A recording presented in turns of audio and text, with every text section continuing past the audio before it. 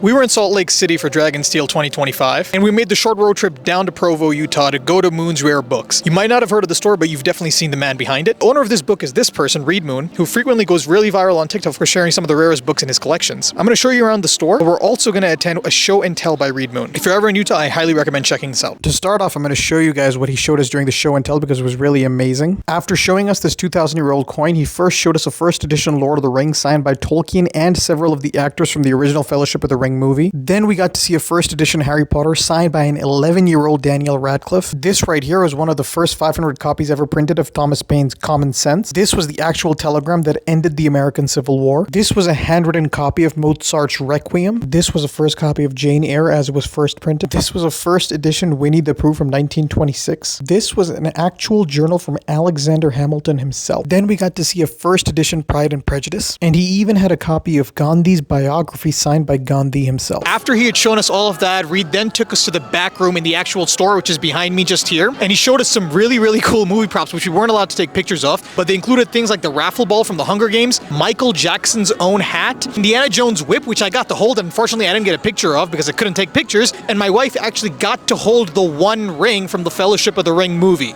He also had some original prop lightsabers from some of the Star Wars movies. He had some props from Star Wars Rogue One. He had Deadpool's gun from Deadpool and Wolverine. He had Wolverine's claws, and a bunch of other stuff that I'm probably forgetting. This is easily one of the most impressive collections I've ever seen, including collections I've seen at actual museums. And then as promised, here's what the inside of the store looks like. It's absolutely gorgeous. They've got a lot of really cool editions of books available for sale. They've got a really interesting and impressive collection of really old Bibles. They've got first edition copies of some of the most iconic fantasy books like Lord of the Rings, Wheel of Time, and Game of Thrones. And then they've got these rooms in the back that are organized by themes and have some really old and interesting books and movie props. And then of course they've got a lot of smaller things that you can buy if you don't want to spend thousands and thousands of dollars. Go check the store out if you're ever in Utah.